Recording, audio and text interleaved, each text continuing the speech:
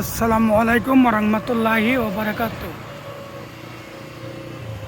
এটা Dhaka Uttara Diabari metro rail station থেকে যে রুটটা পশ্চিম দিকে 11 নম্বরে ব্রিজ হইয়া বেরিবান গেছে। তো লাইভটা করতেছি, ইনশাল্লাহ সবাই লাইভটা বিশেষ করে শেয়ার করবেন।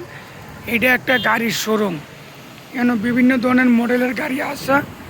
যদি আপনারা আসেন বা মডেল থেকে পছন্দ, মালিক পক্ষের লোক কথা বললে সরাসরি দাম মিলে মালিক পক্ষের লোক কথা বললে নিতে পারবেন।